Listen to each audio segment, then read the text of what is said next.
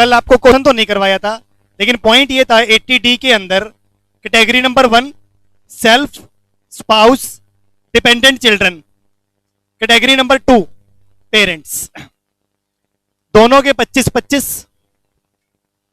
Senior citizen है तो 50-50, maximum 1 lakh आप क्या कर सकते हो, अलाउड कर सकते हो।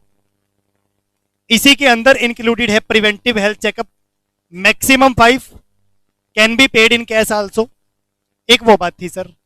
और एक लास्ट पॉइंट था क्या कि अगर policy for more than 1 year हो तो divide by number of previous year covered करने का, 2 में 3, 3 में 4, 4 में 5। क्वेश्चंस अभी पेंडिंग है, तो अपा पहले आज के 2-3 टॉपिक्स और पढ़ते हैं, फिर सीधे क्वेश्चंस के ऊपर शिफ्ट करते हैं। Deduction number next, new regime की बात यह है, कोई भी डिडक्शन अभी तक मैंने जितनी भी पढ़ी है या जितनी आज पढ़ूंगा, सब में से केवल एक ओल्ड रिजिम में अलाउड है, दैट इज JJAA। 80DD पे आ जाओ सर। डिपेंडेंट डिसेबल्ड,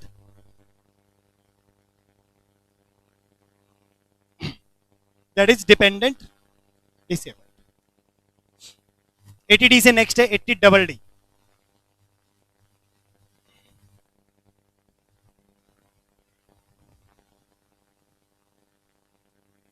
ये वाला कलर नहीं दिख रहा,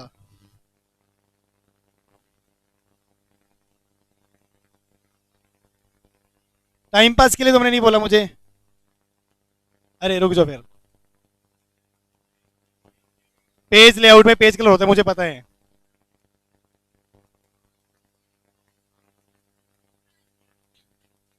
ठीक बात, चलो दिखना चाहिए सब, मुझे दिखाई दे रहा है। Dependent disabled,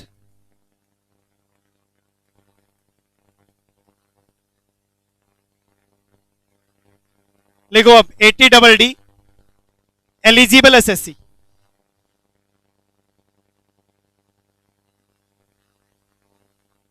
that is resident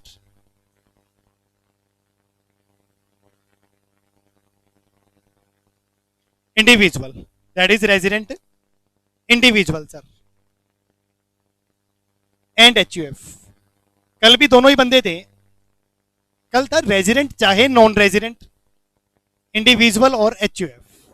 individual जो खर्चा कर रहा था कैटेगरी नंबर 1 और 2 पे कर रहा था, उसमें आप लिख सकते हो HUF जो खर्चा करेगा वो किसके ऊपर करेगा, मेंबर्स के ऊपर। कल वाले में HUF जो खर्चा करेगा वो करेगा मेंबर्स के ऊपर। ठीक है, तुम्हारी क्लास की खासियत, पढ़ रहे होते हो तो फिर सिंसियर तरीके से पढ़ते हो तुम लोग यार। ठीक है, तो आज तुम्हें वही बात प्रूव करनी है कि सर हम खाली पढ़ने का ही काम करते हैं। 1 बजे तक आज पढ़ा दो, जितना पढ़ा सकते हो आज पूरा करवा दो ये चैप्टर। HUF अपने मेंबर्स के ऊपर इंश्योरेंस करवाए, PHC करवाए, वो वाली चीजें। ठीक है, ठीक है, करना क्या है सर, एक्सपेंस, कल का एक्सपेंस क्या था या पेमेंट्स क्या थी, कल की थी मेडिकल इंश्योरेंस प्रीमियम, कंट्रीब्यूशन और प्रिवेंटिव हेल्थ चेकअप। आज आपने क्या खर्च करना है सर, आज आपने करना है मेडिकल एक्सपेंडिचर।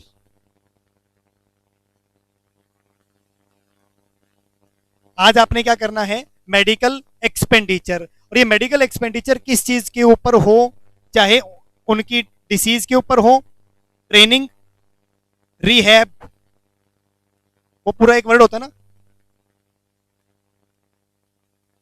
हाँ वही, ट्रेनिंग, रिहैब और मेडिकल एक्सपेंडिचर। रिहैबिलिटेशन और मेडिकल एक्सपेंसेस। यानी अगर आपके ऊपर कोई पर्सन डिपेंड है और डिसेबल्ड है और आप उसका कोई ट्रीटमेंट करवा रहे हैं, कोई फिजियोथेरेपी टाइप, ट्रेनिंग टाइप कोई चीजें हैं, कोई चलने के लिए है, लाइक जैसा भी है, आप उनके ऊपर क्या कर रहे हो, कोई मेडिकल खर्चा कर रहे हो, या फिर कॉन्ट्रीब्यूशंस, या फिर आप क्या कर रहे हो, कॉन्ट्रीब्यूशन कर रहे हो विद LIC। ठीक है, कॉन्ट्रीब्यूशन विद LIC। जैसे कई बार क्या होता है ना, अभी तो मुझे लगता है यार चलो मैं वो खर्चा कर रहा हूं, कल को लोगों को वो डर लगता है कि भाई मैं नहीं रहा तो उन डिपेंडेंट डिसेबल्ड को कौन ख्याल रखेगा।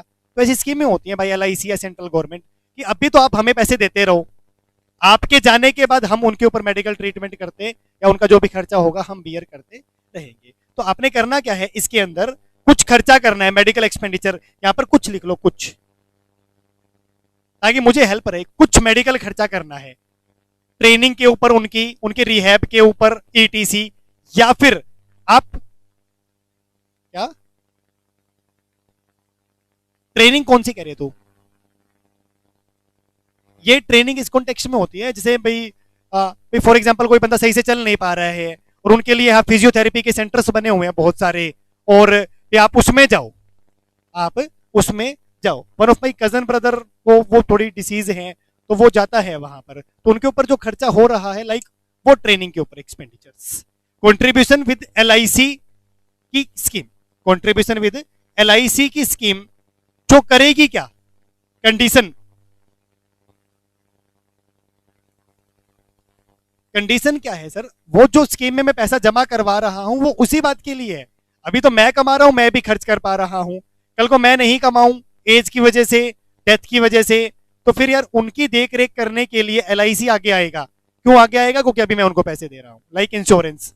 कंडीशंस क्या है कि after the death of the individual,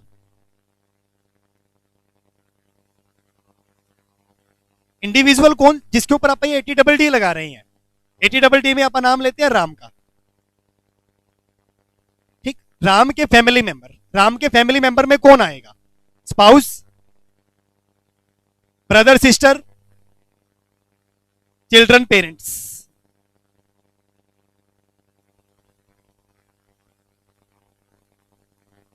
इनमें से कोई भी बंदा राम के ऊपर डिपेंड है और डिसेबल्ड है, और क्या है, डिसेबल्ड है। राम उनके ऊपर कोई भी किसी तरीके से सम अमाउंट इनकर कर रहा है या सम अमाउंट कंट्रीब्यूट कर रहा है LIC के पास, जो after the death of the Ram, after the death of the Ram expend करेगा on the medical treatment, on the medical treatment of dependent disabled, खर्चा करेगा।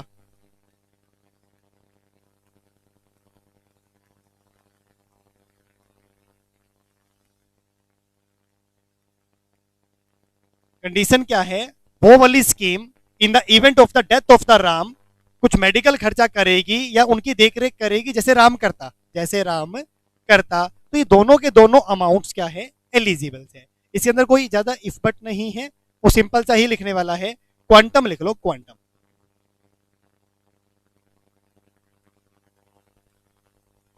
मरने के बाद फिर तो LIC करेगी ना, वो तो अभी कर रहा होगा, साथ में उसने ये इंश्योरेंस नहीं बोल सकते आप, like insurance, like insurance. Quantum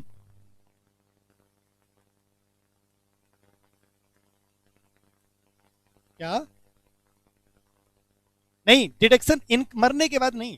ये पॉइंट क्या है, मैं जमा तो आज करवा रहा हूं ना कि कल को मैं मर जाऊंगा तो संभाल लेना, तो मैं आज जमा करवा रहा हूं तो आई नीड डिडक्शन आज, ना कि मरने के बाद। मरने के बाद तो कोई जमा ही नहीं करवाएगा। हाँ, कंडीशन तो स्कीम की है ना, मतलब ये वो वाली स्कीम है जो आपको ये बोले कि आज आप हमें दो, कल को हम डिपेंडेंट डिसेबल्ड का ख्याल रखेंगे। और ठीक है ना, ये सारी मतलब जेन्युइन होता है, कभी हम इसमें ये नहीं सोच सकता कि मेरे जाने के बाद मैं कौन सा संभालने आऊंगा कि वो कर रहे हैं कि नहीं कर रहे। ठीक है ना भाई, वो तो नॉमिनी नामिनी होते हैं ना, जैसे टर्म इंश्योरेंस में होता है। क्वांटम 75,000 या 1,25,000। 1,25,000 कब, जब वो डिपेंडेंट डिसेबल्ड थोड़ा सा क्या हो, सीवियर डिसेबल्ड हो। सीवियर डिसेबल्ड 80% और मोर। और ये क्या है, सिंपल डिसेबल। जनरली कहीं सिंपल डिसेबल की परसेंटेज नहीं होती, फिर भी कोई आउट ऑफ द बॉक्स जाके पूछ ले तो सिंपल डिसेबिलिटी 40% से स्टार्ट होती है। 40% से कम हिस्से काम कर रहे हैं ना, वो तो फिर सबके ही हैं भाई, इससे क्या सारे ही डिसेबल्ड है। इस तरीके से तो क्या है, सारे ही डिसेबल्ड है। तो गवर्नमेंट कहती है 40% डिसेबिलिटी है तो मैं सिंपल मानूं, 80% है तो मैं क्या मानूं, सीवियर डिसेबिलिटी मानूं 75,000 या 1.25 लाख पर पर्सन नहीं है। राम कहे जी मेरी वाइफ भी डिसेबल्ड है, माँ बापू भी डिसेबल्ड है, बालक बढ़िया होंगे ही कहाँ से, बोले बालक भी डिसेबल्ड है, तो सबके सबके ऐसा नहीं है मैं कहूं 75 इंटू 5 3 75 माफ कर दो, नहीं 75,000 ही माफ होंगे। हाँ वो एक अलग बात है 80U में आप खुद के 75 अलग ले सकते हो, 80 में अपने डिसेबल्ड डिपेंडेंट के आप 75,000 भी माफ करवा सकते हो। और एक बात और भी है, अगर मान लो किसी ने बोला कि वाइफ डिसेबल्ड है 75 माफ कर दो, और वाइफ अपनी रिटर्न भरे और वो कही जी मैं भी डिसेबल्ड हूं मेरे 75 माफ कर दो, तो 2 बार नहीं मिलेंगे। आपकी डिसेबिलिटी के 75,000 रुपए का फायदा एक बंदा ही उठा सकता है। आप रिटर्न नहीं भरते, हस्बैंड भरते हैं तो वो अपना भी ले ले और वाइफ वाला भी। एक 80U के 75 है, एक 80 के 75 है, और इसके सामने आपको फ्लैट लिखना है बेटा, फ्लैट। फ्लैट का मतलब वो आपने 10 रुपए खर्च किए थे या आपने 10 करोड़ रुपए खर्च किए थे, उससे कोई फर्क नहीं पड़ता। बस सिंपल सा एक क्रैमिंग, खुद डिसेबल्ड है तो 75 या 1.25, और कोई डिसेबल्ड है तो भी 75 या 1.25। आप खर्चा करो, हाँ थोड़ा सा कर दो, थोड़ा सा, लेकिन अमाउंट क्या है इररिलेवेंट। तभी मैंने यहां लिखा था कुछ, तभी यहां लिखा था मैंने क्या कुछ। कल क्या था 80D में जितना करोगे मैक्सिमम उतना ही 25,000, वो 50,000 तो अपर कैपिंग था ही भाई। इंश्योरेंस 3,000 का करवाया तो कल 3 था, आज खर्चा 300 रुपए का कर दिया तो फिर 75,000 है या फिर 1,25,000 है। 80 और बी,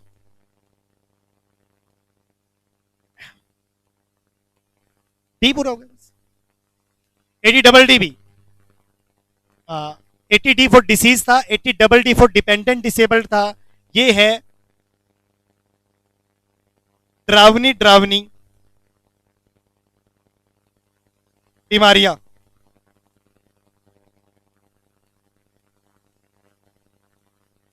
ये है ड्रावनी बीमारियां, ठीक, यानी स्पेसिफाइड डिसीज। ना ये नहीं है बेटा एक्ट में, एक्ट में तो ये है और दिल दहला देने वाली। अब 14 फरवरी के है, तुम सारी बातें दिल पे ही लेके बैठे हो ठीक है ना ठीक है ना, क्या ही बात करते रहते हो तुम यार तो that is 80DDB eligible SSC.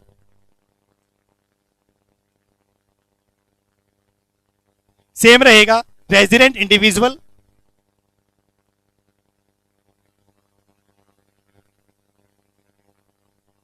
And HUF sir. Eligible payments 80D के अंदर क्या थी, 3 थी। 80DD के अंदर 2 थी, मेडिकल के ऊपर खर्चा या फिर LIC की स्कीम। 80DDB में क्या है, एलिजिबल पेमेंट यानी मेडिकल एक्सपेंडिचर यानी treatment, medical expenditure on specified disease.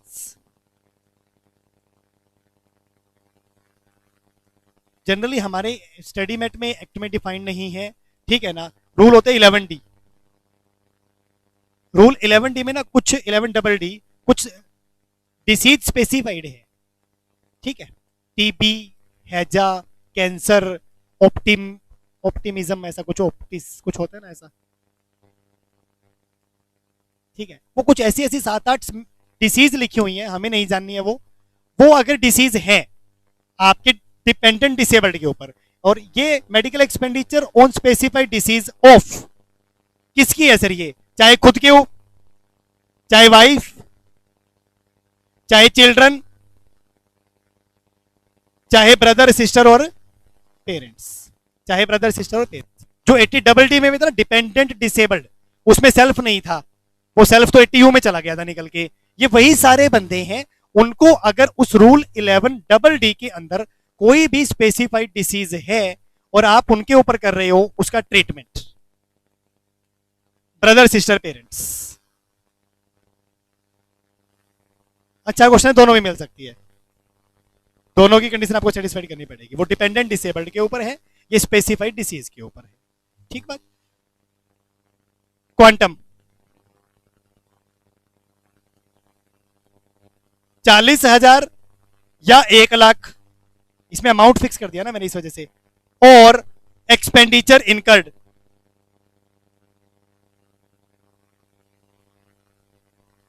Expenditure incurred which ever is less, which ever is less. Actually in दोनों की ना इंपॉर्टेंस बस इतनी सी थी कि आपको फ्लैट क्रैम करना है।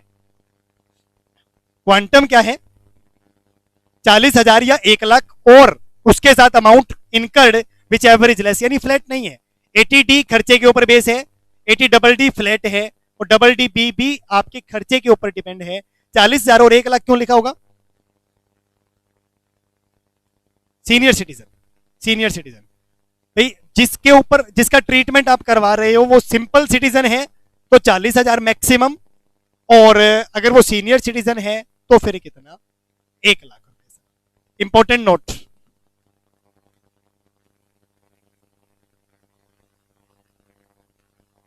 एनी अमाउंट रिकवर्ड फ्रॉम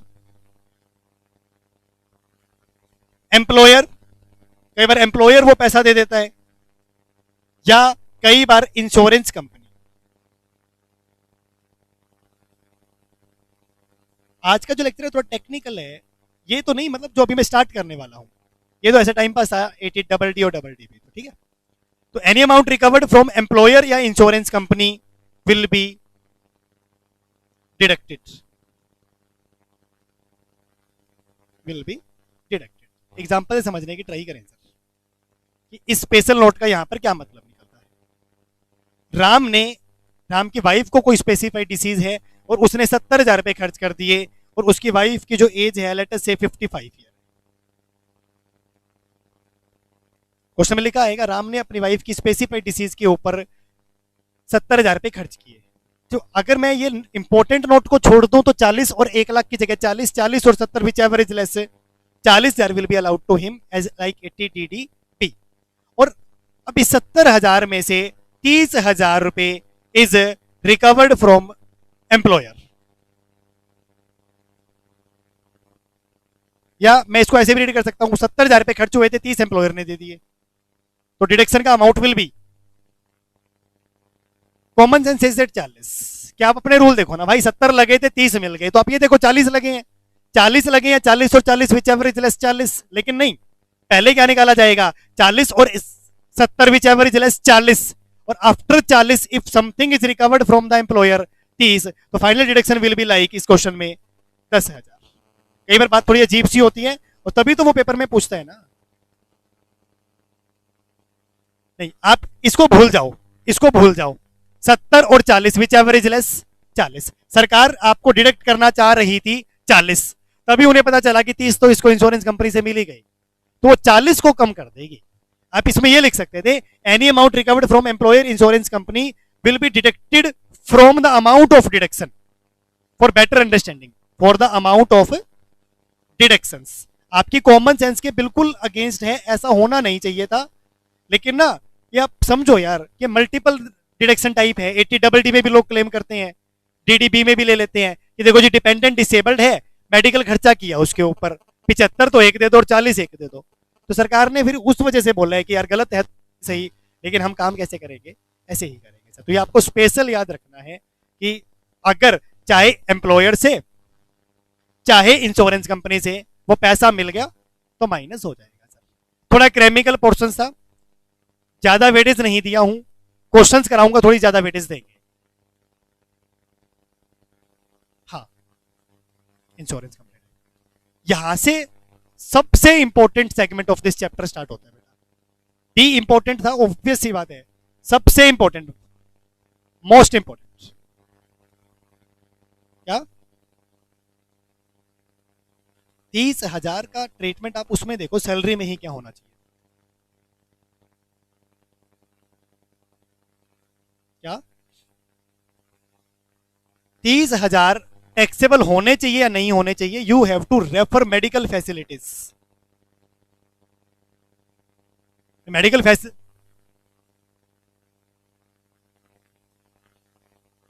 मैं वही तो कह रहा हूं ना, ये है खर्चा जो रिएम्बर्स हो गया। अलोवेंस क्या होते हैं, अलोवेंस वो होते हैं कि आप 5,000 पकड़ो, बीमार पड़ो या ना पड़ो, आई डोंट केयर, और फैसिलिटी क्या होती है कि बीमार पड़ जाओ पैसा खर्च कर दो मेरे से ले जाना, that is called medical facility. फिर आपको रेफर करना पड़ेगा कि कौन से केस में हिट करेगा या अदरवाइज में हिट करेगा।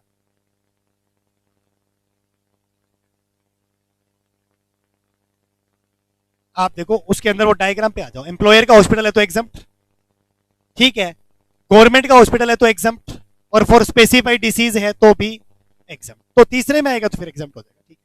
और वैसे ना इसको टैक्सेबल करने से डबल नुकसान हो जाएगा, मैंने आपने भी पहले भी टैक्सेबल कर दिया, बाद में डिडक्शन भी क्या कर दी मेरी, कम कर दी। तो ये आप यहाँ से कनेक्शन भी जोड़ सकते हैं कि सरकार ने ऊपर भी तो आपकी सैलरी नहीं मानी वो 30,000 पे। तो मतलब मैं आपको वही कह रहा हूँ, refer to the medical facility, उसके जिस पॉइंट में भी जा रहा हो वो काम आप कर दो, और तो कोई इसमें इफर्ट ही नहीं है ज्यादा। तो वो जाएगा इसी में, expenditure on specified disease reimbursed by the employer, उसमें अप्रूव्ड हॉस्पिटल जरूरी था। ये ट्रीटमेंट जनरली अप्रूव्ड हॉस्पिटल में ही होती है। आप ये लिख सकते हो, तीन चीजें थी वहां पर, मेडिकल सॉरी एम्प्लॉयर का था, गवर्नमेंट का था, और approved hospital for specified disease था।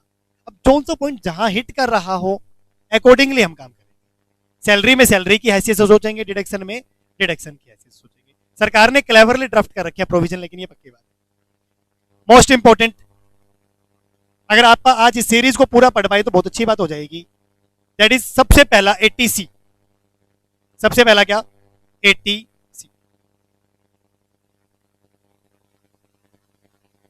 बेसिक पोर्शन आज कवर कर रहे हैं आप, बेसिक पोर्शन 80C। सी माने सर्टेन पेमेंट,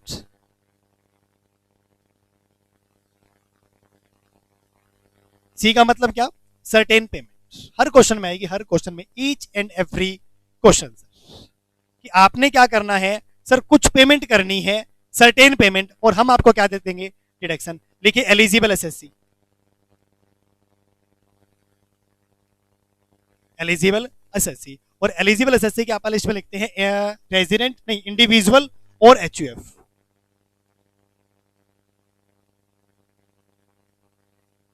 इंडिविजुअल और एचयूएफ। 30 इंपॉर्टेंट मिनट्स हैं ये चैप्टर के लिए भाई, आने वाली 30 इंपॉर्टेंट मिनट। एलिजिबल एसएससी कौन है, इंडिविजुअल ऑब्लिक एचयूएफ।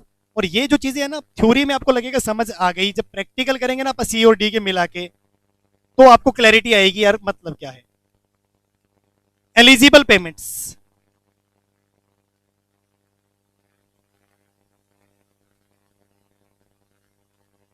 बहुत सारी है सर। एलिजिबल पेमेंट कितनी है, बहुत सारी। क्वांटम, इंडिविजुअल एचएफ दोनों ही आ जाएंगे। जहां पर भी इस चैप्टर में मैं लिखवाऊं इंडिविजुअल तो रेजिडेंट वर्सेस नॉन रेजिडेंट सब आ गया, अगर मैं लिखवाऊं रेजिडेंट तो फिर खाली रेजिडेंट आया। ये क्या है सर, बहुत सारी। क्वांटम कितनी है सर, 1.5 लाख और eligible payments which ever is, बहुत सारी पेमेंट है। मान लो 15, मान लो 15, मैं सब में 15-15 हजार रुपए खर्च कर दूं तो 2.25 लाख हो गए, 15 गुना में 15, 15 मान लो एलिजिबल पेमेंट्स हैं, मैं सब में 15-15 हजार रुपए खर्च कर दूं, कितने हो गए, 225। सरकार कहती है कि हम मैक्सिमम डिडक्ट कितना कर पाएंगे, आपको 1.5 लाख कर पाएंगे। मैक्सिमम डिडक्ट कितना कर पाएंगे, 1.5 लाख। यानी अपने को एग्रीगेट्स एलिजिबल पेमेंट्स का करना पड़ेगा, उसको कंपेयर करना पड़ेगा किसके साथ, 150 के साथ। अगर वो एलिजिबल पेमेंट 150 से कम है तो सारा अलाउड, और 150 से ज्यादा है तो फिर 150 अलाउड। देखें list of payments, list of payment. सबसे पहला जो पॉइंट आता है बेटा लिस्ट ऑफ पेमेंट में, वो आता है आपका एलआईसी, लाइफ इंश्योरेंस कॉर्पोरेशन। आप अपने क्या करवा लो, एलआईसी करवा लो, और एलआईसी आपने करवाई तो हम आपको क्या कर देंगे सर, डिडक्ट कर देंगे। ठीक, किस किस की, सेल्फ,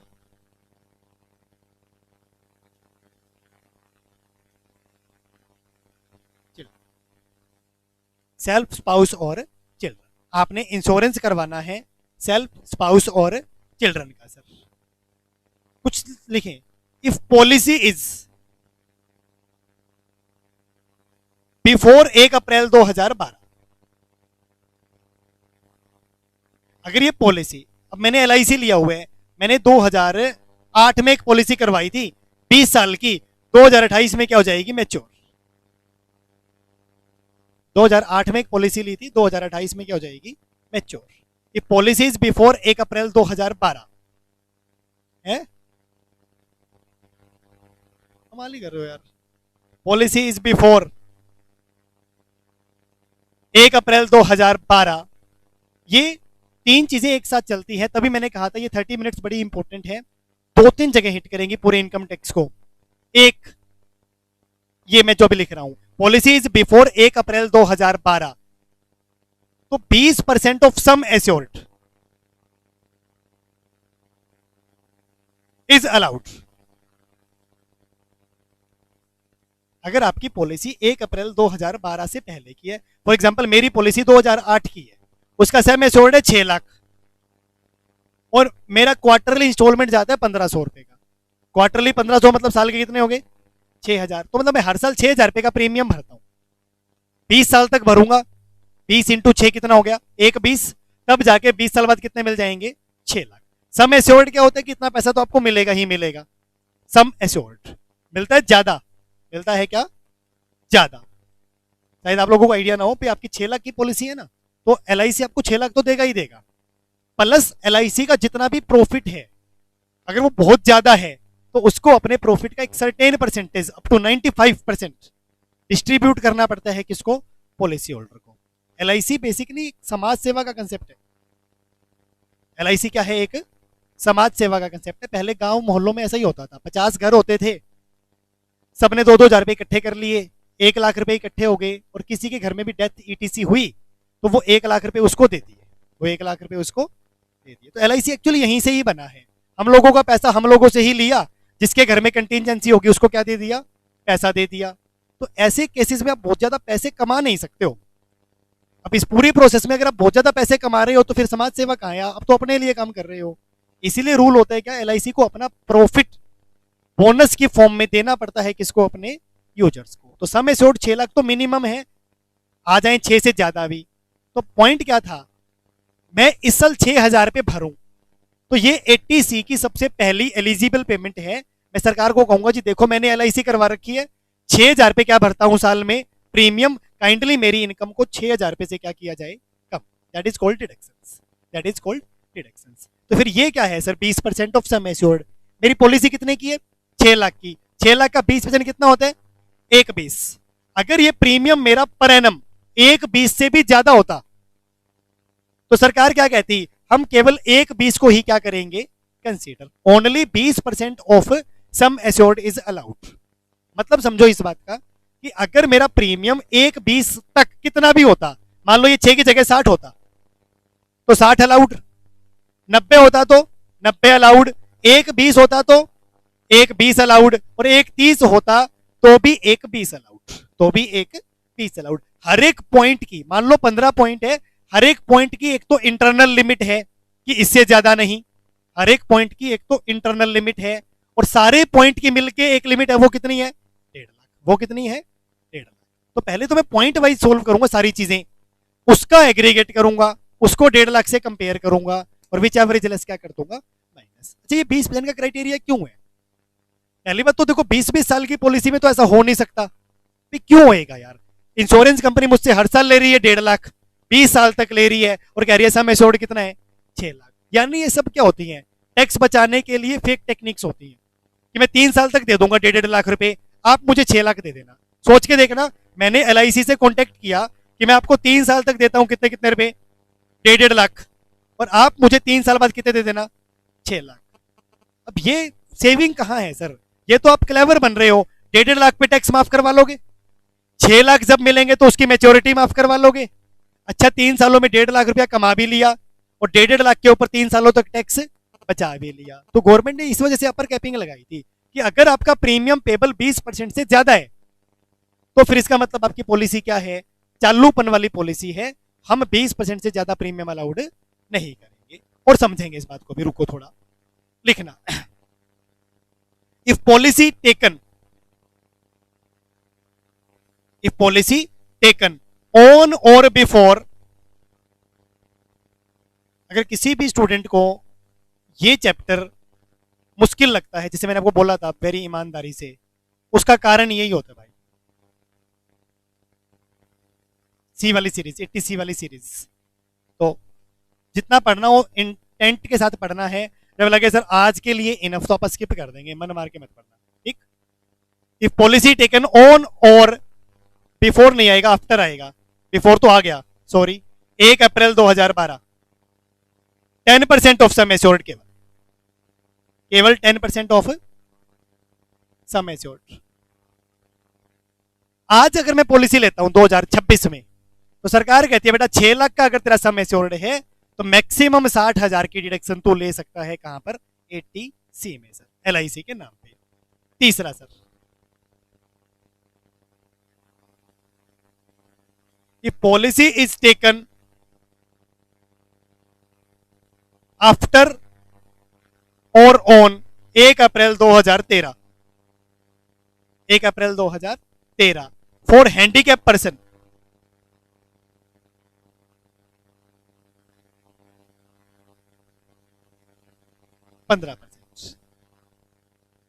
बहुत सारी चीजें होती है इररिलेवेंट टाइप की होती है, मैं लिखवा रहा होता हूं, मेरा मन मान रहा होता है कुछ आएगा नहीं, लेकिन ये वेरी इंपॉर्टेंट है भाई। पॉलिसी 12 से पहले की है तो 20, 12 के बाद की है तो 10, लेकिन हैंडीकैप के ऊपर पॉलिसी है और 13 के बाद है तो कितनी? 15, ठीक। 1 अप्रैल 2003 से पहले अलग रूल होते थे और 23 के बाद अलग रूल है। रिपीट कर रहा हूं, लिखना मत। 3 से पहले अलग होते थे, 23 के बाद रूल क्या है? अलग। रूल अलग नहीं है, कुछ चीजें बदल गई हैं, लेकिन हमें क्या लिखना था? फॉर द टाइम बिंग ये वाली चीज लिखनी थी। इसके साथ में मैं पता क्या लिख रहा हूं? 1010D, section 1010D। 10 जहां पर भी 10 आ जाए, 10 आता है अबाउट एग्जम्प्टेड इनकम्स, पूरे इनकम टैक्स में। सेक्शन 10, 11, 12, 13, ये जो सेक्शन है ये एग्जम्प्टेड इनकम के हैं। कोई चैरिटेबल इंस्टीट्यूट के लिए, कोई किसी के लिए, ये इंडिविजुअल के लिए। ये किसके लिए? इंडिविजुअल के लिए, ठीक। अब एक बात बताओ, मैं 6,000 रुपए दे रहा हूं 20 सालों से, 1/20, 2028 आ गया, पॉलिसी मैच्योर हो गई, मुझे 6 लाख रुपए मिल गए। 6 लाख का आपको क्या लगता है? 6 लाख शुड बी टैक्सेबल और exempt? Exempt. 6 lakh should be taxable और एग्जम्प्ट। पहली बात तो अगर टैक्सेबल भी होगा तो 6 तो नहीं होना चाहिए। 6 6 6 20 सालों तक भरे हैं, 1/20 भरा है तब 6 मिले हैं, तो कमाए हैं तो कितने कमाए हैं? 480। वो भी टाइम वैल्यू ऑफ मनी को ध्यान रखोगे तो 480 भी नहीं कमाए भाई। 480 तो दिख रहे हैं यार, ब्याज वाली बात करो तो फिर 480 भी नहीं है। तो एग्जम्प्ट या टैक्सेबल? बोलो। एग्जम्प्ट। सेक्शन 1010D वैसे भी एग्जम्पशन का ही होता है, तो आपने शायद उसमें से बोला क्या? एग्जम्प्ट। अब लिख लो इसको भी थोड़ा सा, मेरे डिडक्शंस वाले चैप्टर में काम का नहीं है फिर भी। अब अगर प्रीमियम पेड, अगर प्रीमियम पेड प्रेस्क्राइब्ड परसेंटेज, खाली लिखने में विश्वास करना एक बार, अगर प्रीमियम पेड प्रेस्क्राइब्ड परसेंटेज के विदिन है, विदिन है। मेरी वाली पॉलिसी में आओ, 2008 में करवाई थी, 6 लाख का सम एश्योर्ड है, कितना प्रीमियम पेड अलाउड है मुझे? 20%। अगर मैं 20% तक ही प्रीमियम भरता हूं तो, सुनो, मैंने पॉलिसी 2018 में ली थी 6 लाख की, और मैं 10% प्रीमियम भरता हूं या 9% भरता हूं, तो फिर विदिन है। मतलब प्रेस्क्राइब्ड परसेंटेज क्या है? कभी 20, कभी 15, कभी 10। अगर प्रीमियम उससे भी कम भरते हो तो वो जेन्युइन LIC है। तो वो क्या है इसका मतलब? Genuine LIC। अगर प्रीमियम पेड प्रेस्क्राइब्ड परसेंटेज के विद इन है तो entire proceed on maturity, entire proceeds, proceed का मतलब सेल प्रोसीड या maturity proceeds, entire proceeds on maturity is exempted।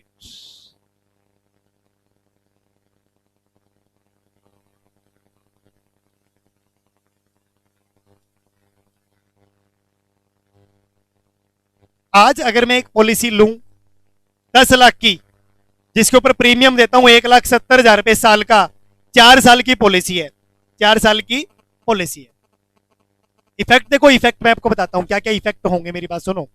आज तारीख क्या है, 14 फेब 2026, और आपने ले लिया एक इंश्योरेंस पॉलिसी 10 लाख की, 1,70,000 रुपए का क्या जाता है उसके ऊपर प्रीमियम। सबसे पहले तो जब मैं इस साल की रिटर्न भरूंगा ना, 80C में क्या मांगूंगा, डिडक्शन मांगूंगा। 80C में क्या मांगूंगा, डिडक्शन। कितनी मिलेगी, 1 लाख। क्यों, 1 अप्रैल 2012 के बाद वाली पॉलिसी है। हैंडीकैप अगर आप नहीं है तो 10% of sum assured is allowed, तो 1 lakh will be deducted from my income. दूसरी बात, 4 साल बीत गए, मुझे 10 लाख रुपए मिल गए, टैक्सेबल या exempt,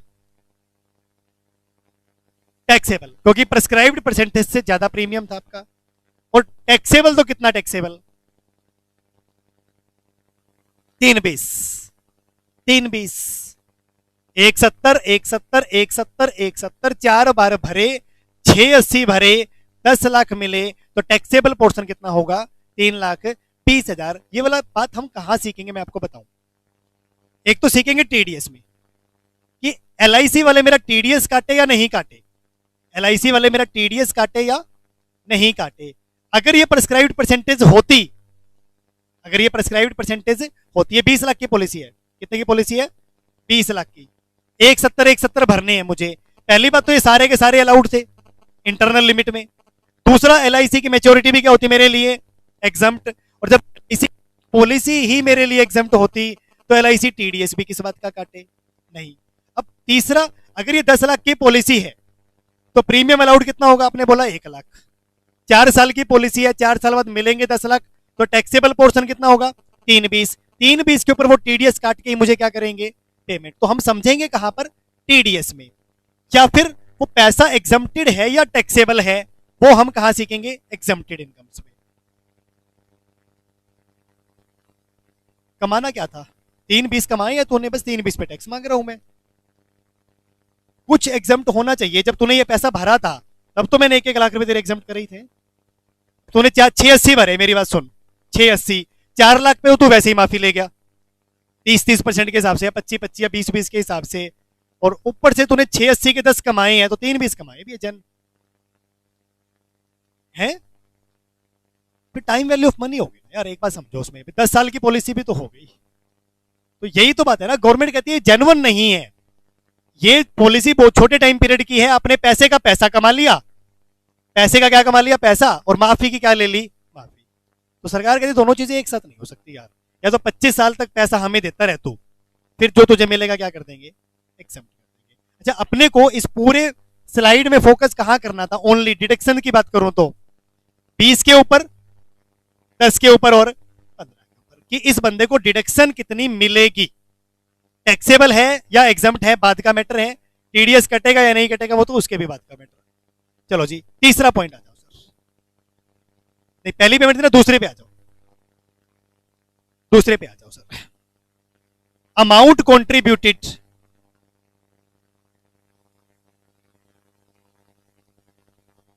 in any fund like PPF, RPF, etc.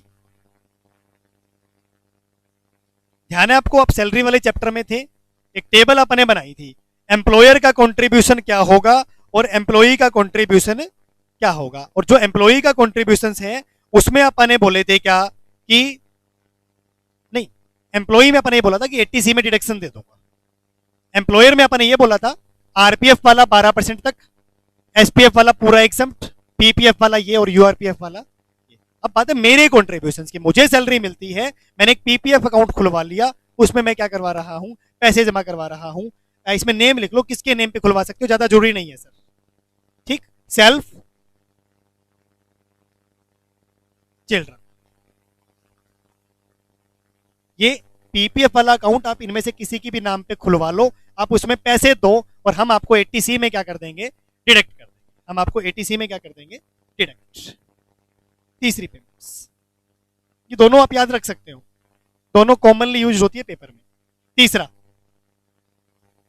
आप इसे बोले सारा का सारा एग्जाम तो वो 1.5 लाख की अपर कैपिंग तो है ही। अब बाद वाले इंटरनली सब कुछ, इंटरनली कितना भी हो मुझे कोई दिक्कत वाली बात है नहीं है, सेविंग ही तो कर रहे हो आप इसमें तो। ठीक। तीसरा एनएससी, नाम सुना रहेगा, नेशनल सेविंग सर्टिफिकेट। थोड़ा सा बस ये जो आधा घंटा होता है ना, मतलब जिसमें से 15 मिनट होगी, 15 मिनट और थोड़ा लिटिल बिट हाई, ज्यादा बोरिंग टाइप है लेकिन मैनेज हो जाएगा। नेशनल सेविंग सर्टिफिकेट कौन इशू करते पता है? पोस्ट ऑफिस जनरल में पोस्ट ऑफिस इशू करते हैं। एनएससी स्कीम्स होती है, कई साल पहले स्कीम आई थी, आप 1 लाख रुपए दो, 100 महीने बाद हम 2 लाख रुपए वापस दे देंगे। 100 महीने बाद कितने रुपए वापस दे देंगे? 2 लाख। 8 साल लगभग। सेफ मनी तो फिर ऐसे ही डबल होती है यार। ठीक है, रातों रात डबल करने हैं तो और बहुत सारे तरीके हैं। 8 साल 4 महीने में पैसा डबल। ठीक है, तो दैट इज कॉल्ड एनएससी। तो आप लिखो परचेज ऑफ एनएससी,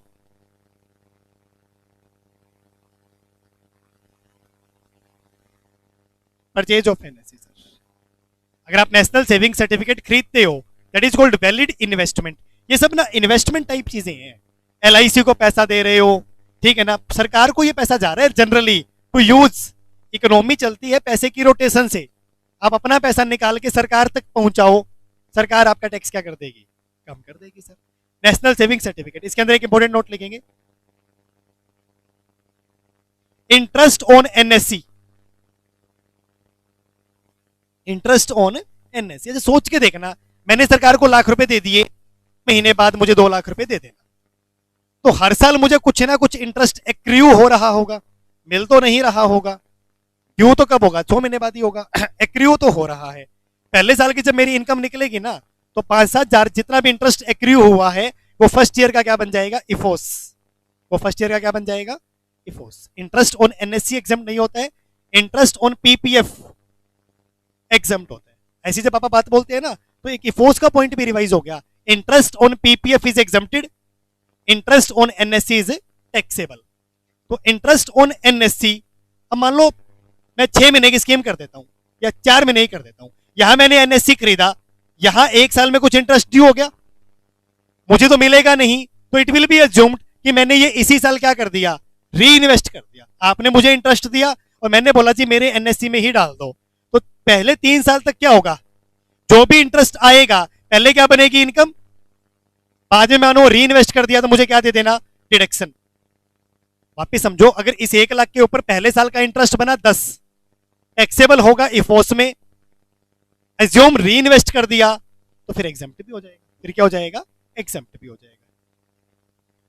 क्या अमाउंट, वो तो एक अलग बात हो गई। मैं तो जनरली आपको बोल रहा हूं कि मैंने 1 लाख का तो एनएससी खरीदा, पहले ही साल 10,000 रुपए का इंटरेस्ट आ गया उसके ऊपर, तो पहले साल 1 लाख तो एनएससी के माइनस करो, मेरे 10,000 रुपए इंटरेस्ट आ गया, आप उसको इफोस मानो, और फिर ये मानो कि ये 10,000 रुपए मैंने क्या कर दिए?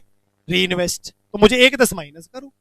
1 लाख का एनएससी खरीदा है, 10,000 रुपए का इंटरेस्ट, तो यानी interest on NSC assume to be reinvested. आते नहीं है ये वाले पॉइंट, ये बहुत ज्यादा वो हो जाते हैं कि हम भाई extra extensive level. Interest on NSC assume to be reinvested, assume to be reinvested. आखिरी साल ऐसा नहीं हो सकता, आखिरी साल तो आपको पैसे ही मिल जाएंगे, तो आखिरी साल का जो इंटरेस्ट मिला रहेगा वो खाली और खाली क्या होगा? टैक्सेबल। वो खाली और खाली क्या होगा? टैक्सेबल। थोड़ा अब इसको स्पीड देता हूं सर। पहला एलआईसी था, दूसरा मेरा पीपीएफ हो गया शायद, तीसरा मेरा क्या हो गया? एनएससी। चौथा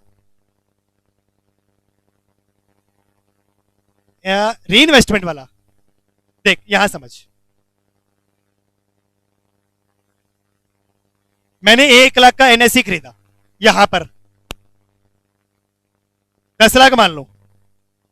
हर्ष कह रहा है सर इसको 10 लाख मान लो, इसने बहुत कुछ सोच समझ के बोला होगा, तो मैंने 20 मान लो, इसने कुछ ज्यादा ही सोच समझ के बोला होगा। और कुछ, मैंने 20 लाख का नेशनल सेविंग सर्टिफिकेट खरीदा इस साल। तो दीता फोन है हाथ, 200 रुपए डोनेट करना चाहते हो बेटा?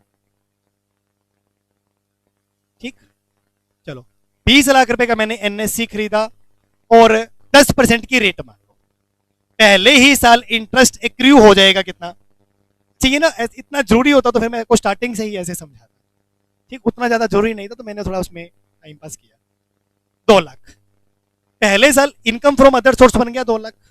ठीक, अब सरकार कहेगी भाई, मैं कहूंगा जी 2 लाख मुझे मिले तो है नहीं, और आपने क्या मान ली उसके ऊपर इनकम, और उसके ऊपर वापिस से क्या मांग रहे हो, टैक्स। तो वो तो बड़ा नुकसान सा हो जाएगा यार, पैसा मिल रहा नहीं, टैक्स देना पड़ रहा है। तो सरकार कहते हैं हम ये मान लेते हैं आपने इस एंडिंग डेट पे ये 2 लाख रुपए का हमने आपको दो दे दिए, और आपने 2 लाख का वापिस से क्या खरीद लिया, एक और एनएससी खरीद लिया, जिससे आपकी एनएससी की कीमत 20 की जगह इस पॉइंट ऑफ टाइम पे कितनी हो गई, 22। तो ये 2 लाख रुपए आपके एटीसी में क्या हो गए, एलिजिबल। वो एक अलग बात है, इस पेमेंट के अंदर 2 लाख हो गया, और बहुत सारी पेमेंट है, सब में मिलकर 6 लाख हो गया, लेकिन मैक्सिमम तो कितना है, 1.5 लाख।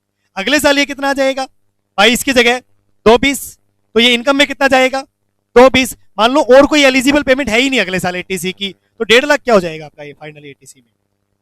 तो हर साल होना क्या है, हर साल इंटरेस्ट एक्रू होता जाएगा और इफोर्स में जुड़ता जाएगा, इफोर्स में जुड़ता जाएगा, और माइनस होने के टाइम पे क्या आएगा, वही इंटरेस्ट जो मेरा इस साल एक्रू हुआ है अज्यूम टू बी री इन्वेस्टेड अगेन, और वो जितना भी री इन्वेस्टमेंट होगा वो क्या हो जाएगा, माइनस। अब इसने अमाउंट बहुत बड़ा करवा दिया, मान लो ये 2 लाख होता तो ठीक होता, 2 होता तो फिर ये 20 होता, ये 22 होता, ये 24,200 होता, ये 28,620 होता, ऐसा कुछ 10-10% ऐड कर रहा हूँ अपनी तरफ से। तो मैं, मुझे नहीं पता वो एग्जैक्टली हो गया कि नहीं हो गया, लेकिन I can check, time pass भी तो करना है बेटा। 1.10 गुना में 20,000, 22, 24,200, 26,620, 26,620। गॉट इट और नॉट भाई, अर्स ओके है। हाँ, आखिरी साल आपको पैसा ही मिल गया, आखिरी साल आपको क्या मिल गया, पैसा। तो इस साल का जो इंटरेस्ट होगा वो इनकम तो बनेगा। ये बीकॉम में आते हैं एक्चुअली ऐसे पॉइंट्स, मैं आपको बताऊं, इंटर में नहीं आते। तो ये इंटरेस्ट तो माना जाएगा, लेकिन आपको यहां पैसा ही मिल गया, तो यू हैव नॉट री इन्वेस्टेड अगेन, तो 5वें साल इनकम बनेगी। ओरिजिनल अमाउंट तो कभी इनकम हो ही नहीं सकती ना, वो तो बैंक में मैंने एफडी करवाई 2 लाख की, एक साल बाद 2-10 मिल गए, तो इनकम 2 लाख तो हो ही नहीं सकती ना। इनकम कितनी होगी, केवल 10। इनकम कितनी होगी, केवल 10। बोलो जी ओके और not okay. Last year taxable कितना होगा, only the interest of the last year. इसमें नहीं आएगा, 80C में। हाँ 80C में तो क्यों आएगा,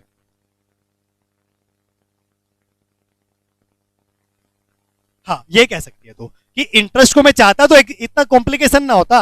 अगर मैं आपको ये बोल देता ना कि interest on NSC is exempted, सरकार ऐसी भी देख सकती थी उस बात को, लेकिन फिर वही वाली बात है, कॉम्प्लिकेटेड क्यों बनाना है। अच्छा, ये नया डायरेक्ट टैक्स कोड क्यों आ रहा है, ये ऐसी ऐसी बातों को सोल्व करने के लिए आ रहा है कि जिसका मतलब ये हो सकता था कि आप एग्जम्प्ट करना चाहते हो तो वैसे ही कर दो यार।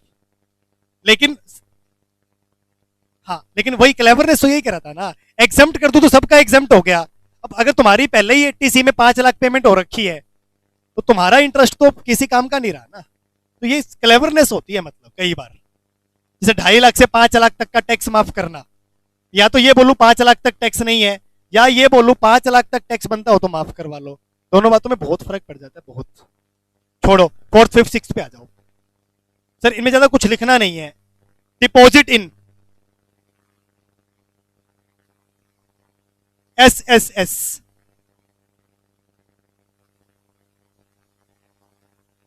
SCS, Sukanya Samriddhi scheme. Deposit in Sukanya, मतलब कोई क्राइटेरिया नहीं है बेटा, हु इज सुकन्या, मतलब कन्या is Sukanya as per the income tax act scheme. Every कन्या इज सुकन्या।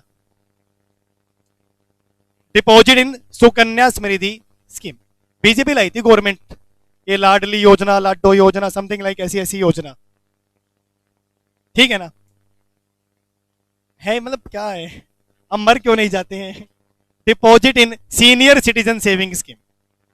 अब ये मत बोलना सर आपकी तो आगे सीनियर सिटीजन सेविंग स्कीम,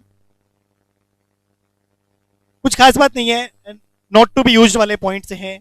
अगर आप इन जगह पर पैसा जमा करवाते हो, नो डाउट कितना भी करवाओ, मैं एटीसी में काउंट करूंगा, वो आपकी इंटरनल लिमिट है 1.5 लाख की, या एक्सटर्नल जो भी है वो पूरी हो रही है कि नहीं हो रही। Point number 6, term deposit bank में या पोस्ट ऑफिस में फॉर एटलीस्ट 5 ईयर। इतनी स्पीड देनी पड़ती है बेटा यहां आकर, क्यों? ये यूजिंग वाले पॉइंट्स नहीं है, आप टाइम नहीं लगा सकते हो इनमें ज्यादा। हाँ, ये हो सकते हैं। टर्म डिपॉजिट बैंक में चाहे पोस्ट ऑफिस में फॉर एटलीस्ट 5 ईयर एफडी करवा रहा हूं मैं बैंक में। 5 ईयर की क्या करवा रहा हूं? एफडी करवा रहा हूं। फिर वही पैसा बैंक में चला गया 5 साल के लिए, क्या आरडी नहीं होगा? नहीं, टर्म डिपॉजिट आप इनिशियली मुझे 5 लाख दो, RD not covered here. Point number 6। अब थोड़ा और आराम से लिखने की ट्राई करता हूं पॉइंट नंबर 7 में।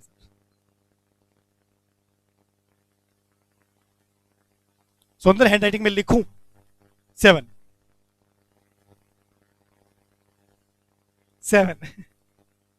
ठीक। प्रिंसिपल सिक्स कुछ नहीं है, सिक्स इतना सा है, आप बैंक में या पोस्ट ऑफिस में एफडी करवाओ फॉर एटलीस्ट 5 ईयर।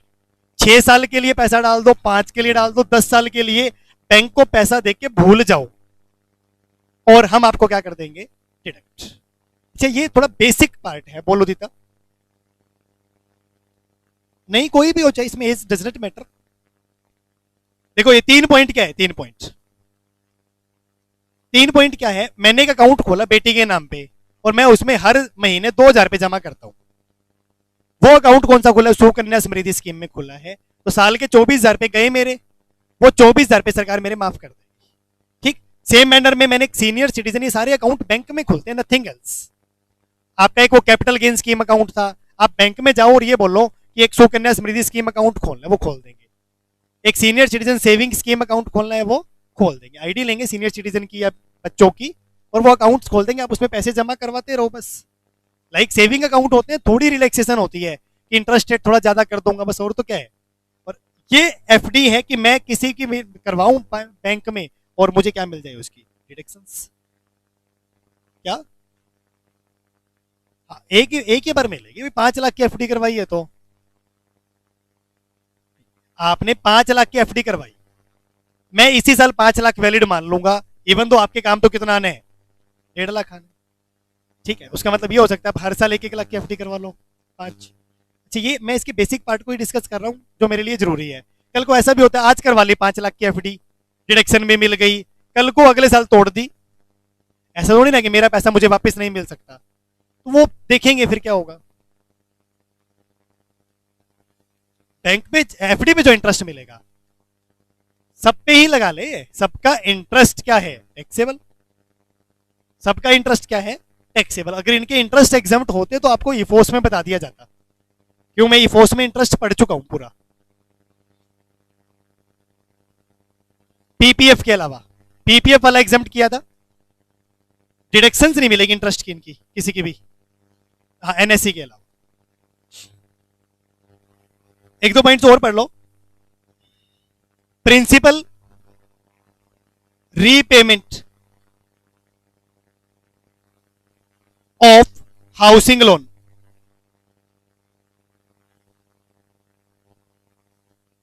ठीक है ना? Principal repayment of housing loan. आपने बैंक से कोई लोन लिया हुआ है, आप उसमें पढ़ते थे ना हाउस प्रॉपर्टी में कि 20 लाख का हाउस लोन ले रखा है for the construction of the house, for the construction of the house. और इसमें से आपने इस साल 5 लाख रुपए क्या कर दिए? रीपे। इंटरेस्ट जो जाएगा, इंटरेस्ट वो तो हाउस प्रॉपर्टी में अलाउड होगा। वो कहां अलाउड होगा? हाउस प्रॉपर्टी में। ठीक है ना? ओनली प्रिंसिपल वाला कंपोनेंट जो आपने इस साल रीपे किया है that will be allowed under section 80C। ठीक। सारा अमाउंट 2 लाख, 5 लाख, 10 लाख, सरकार को दिक्कत नहीं है ना अमाउंट की। हाँ, वो तो भाई आपने एक ही बोल दिया 1.5 लाख, तो फिर कितना भी प्रिंसिपल रीपेमेंट हो, तो मतलब हर जगह में इंटरनली डाल के ना उसको ज्यादा कॉम्प्लेक्स बना सकता हूं बस, और कुछ भी नहीं। मुझे पता है आप जनरली 1.5 लाख पे पहुंच ही जाओगे आप। ठीक है ना? उसके बाद ट्यूशन फीस। ठीक। Tuition fees, donation, development,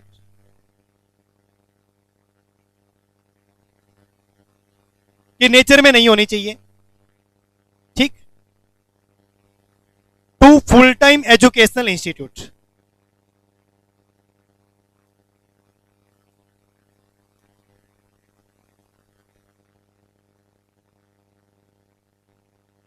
is allowed. Coaching centre not covered बेटा, कभी आप जाके नीचे स्लिप मांगो कि हमारी फीस की स्लिप दो, coaching centre is not allowed.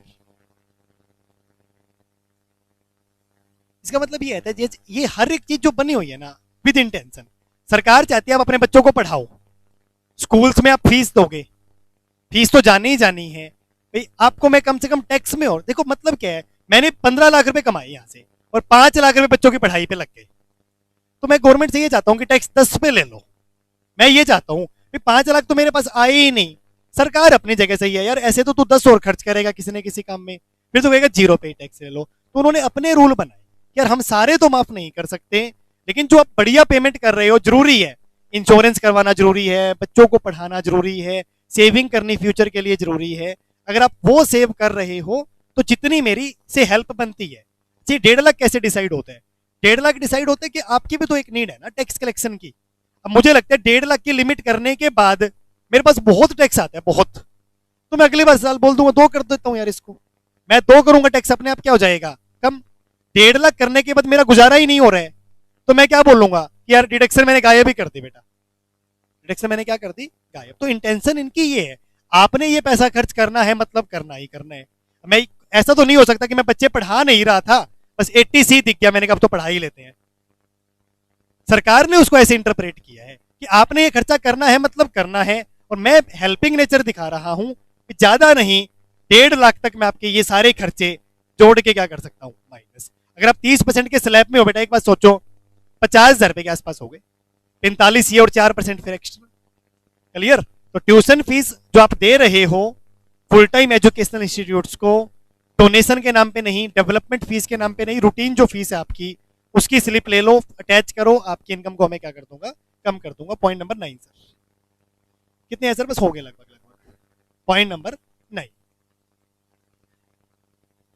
क्या नहीं है, न्यू रिजिम में कुछ ही नहीं है, न्यू रिजिम में 3 है, बार बार मत पूछना, 80 JJAA, 80 CCD2, 80 CCH2। ठीक है, लिख लो एक बार, पहले तो न्यू की लिखो, deduction allowed in new regime also, वो 3 है। इसके अलावा जितनी भी है सब ओल्ड में है, सब कहां है, ओल्ड में है सर।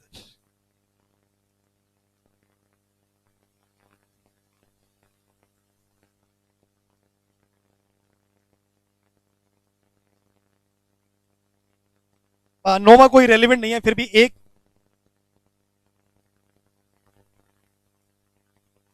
वो कवर हो जाता है कॉमन सेंस से भाई, जिसके भी आप लीगल गार्जियन हैं उन सबका। ठीक। डेवलपमेंट फीस क्या होती है, डेवलपमेंट, हाँ इनका मतलब क्या होता है, जैसे कई बार स्कूल में बच्चों का एडमिशन करवाना है, ठीक है ना, तो स्कूल वाले ना अच्छा खासा अमाउंट चार्ज कर लेते हैं। वन ऑफ माई फ्रेंड से बात हो रही थी, दिल्ली में है, उसको अपने बेटे का एडमिशन करवाना है फर्स्ट ईयर में, और बोला कपिल स्कूल वाले 3-3 लाख रुपए डोनेशन मांग रहे हैं, 3-3 लाख रुपए। तो मैंने ही बोला, मैंने कहा काली कमाई तेरी बहुत है, उसमें से दे दे 3 लाख, इतना क्या सोच रहे। तो वो डोनेशन हो गया, डोनेशन मतलब रिश्वत टाइप चीज हो गई कि आप इतने पैसे देते हो तो आपका एडमिशन कर देते हैं, और चलता है बड़े, अभी हिसार में तो नहीं है कंसेप्ट ये अभी क्या, लेकिन बड़े शहरों में ये कंसेप्ट है क्या, स्कूल पे एक्ट, तो इन पे सोसाइटी एक्ट लगते हैं, सोसाइटी एक्ट 1860। नहीं ऐसा नहीं है, इनकी इनकम एग्जाम्प्ट कर देती है सरकार। मैं ये थोड़ा बात का फंडामेंटल्स है, ये जो कैपिटल खर्चे करते हैं ना वो काउंट कर लेते हैं। मैंने स्कूल ने 2 करोड़ रुपए कमाए, 1.5 करोड़ का कैपिटल एक्सपेंडिचर कर दिया, वो खर्चा मान के टैक्स कम कर दूंगा, जाने तो बहुत दूर की बात है। खत्म कर रहा हूं भाई 80C को, लास्ट पॉइंट लिख के, लिखने वाला है नहीं फिर भी लिख देते हैं, इन्वेस्टमेंट इन नोटिफाइड बॉन्ड,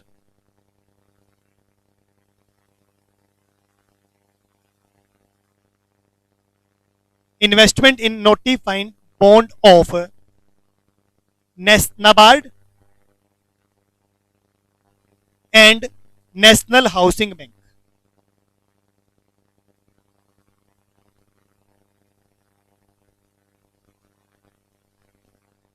वापिस बोलो।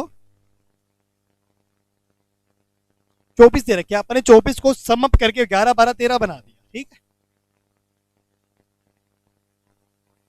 ये अकॉर्डिंग टू द रेफरेंस या रेलिवेंट होती है।